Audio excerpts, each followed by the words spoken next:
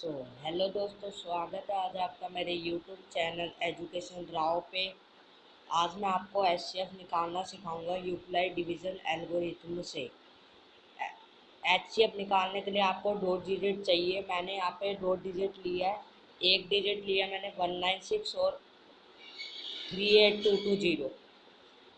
अब मान लो क्वेश्चन है find the HCF of 196 and 38220 by using Euclid division algorithm.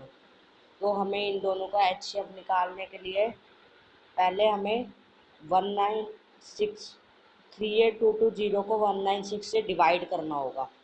जब हम 13822 को 196 से डिवाइड करेंगे तो हमारा क्वेश्चन आएगा 1 और रिमाइंडर आएगा 98। आप अपनी कॉपी पे डिवाइड करके देख सकते हैं। क्वेश्चन आएगा 1 और रिमाइंडर आएगा 98।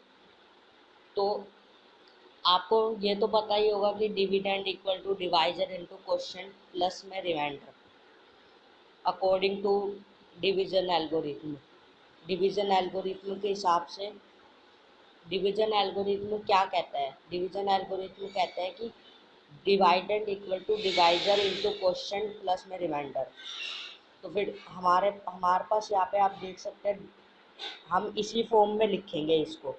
डिवाइडेंड क्या है, डिविडेंड क्या है इसमें? 38220। डिवाइज़र क्या है, मतलब जिससे डिवाइड करना है। तो डिवाइज़र है हमारे पास 196 और क्वेश्चन हमारे पास आया है 19। सॉरी, यहाँ पे गलती हो गई, मैंने क्वेश्चन 1 लिखा है पर यहाँ पे 19 आएगा। रिमाइंडर हमारे पास है बचा है इन दोनों को डिवाइड करने के बाद 90। तो हमने इस फॉर्म में लिख दिया। अब हम इनका एचसीएफ फाइंड करेंगे। तो अगर आपको सॉल्यूशन प्रॉपर वे में चाहिए तो आप ऐसे लिख सकते हैं 38220 equal to 196 into 19 plus 98। Now we have to assume divisor as A and remainder as B. हमें जब तक रिमाइंडर जीरो नहीं आएगा ना, जब जब तक हमें डिवाइजर है उसको ए एज्यूम करना पड़ेगा और रिमाइंडर को बी एज्यूम करना पड़ेगा, जब तक हमारे पास रिमाइंडर जीरो नहीं आएगा। और अगर हमारे पास रिमाइंडर जीरो आ गया तो जो हमारा डिवाइजर होगा ना, वही हमारा एचसीएफ होगा। तो अभी तो रिमाइंडर तो 98 आया, जीरो तो नहीं आया।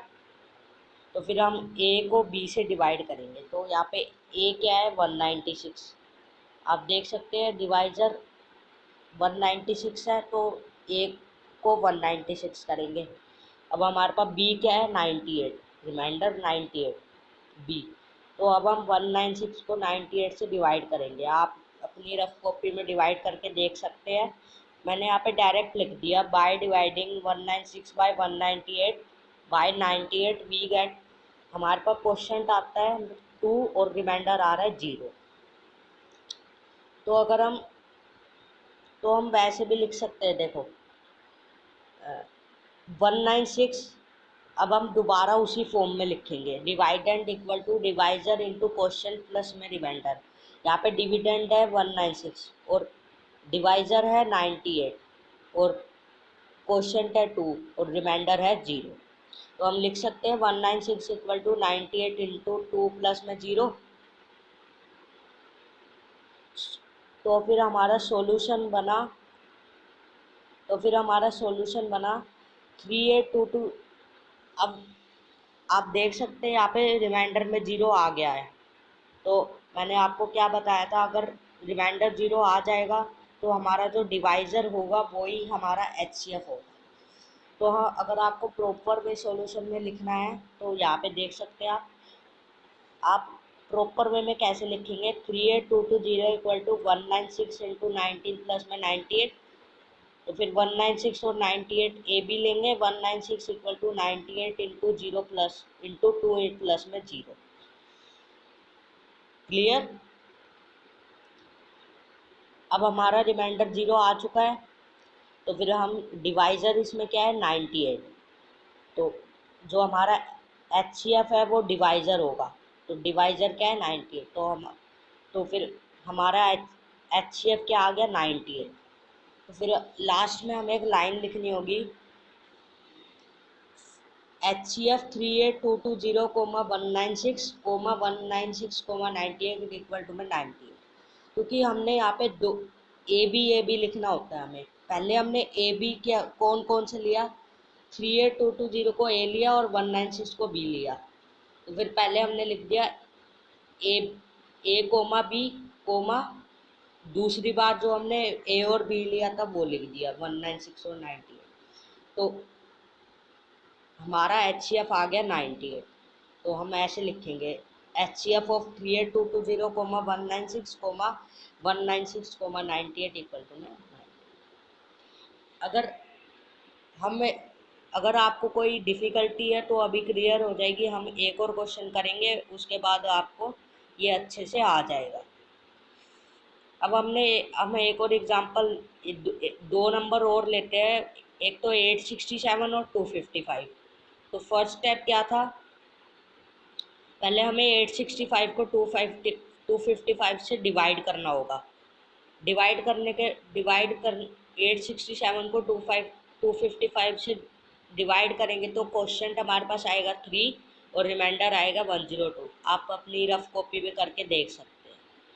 तो अगर हम इसको इस फॉर्म में लिखें, dividend equal to divisor into question plus में रिमाइंडर, तो यहाँ पे डिविडेंड क्या है 867 इज इक्वल टू में डिवाइज़र क्या है 255 इंटू में क्वेश्चन क्या है 3 प्लस में रिमाइंडर क्या है 102।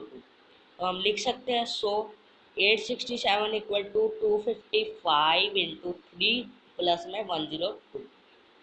यहाँ तक क्लियर है। तो फिर मैंने बताया था आपको, जब तक रिमाइंडर 0 नहीं आ जाता हमें डिवाइज़र को ए लेना पड़ेगा और रिमाइंडर को बी। तो फिर हम डिवाइज़र इसमें क्या है 255 और रिमाइंडर क्या है 102। तो 255 को ए लेंगे और 102 को बी लेंगे।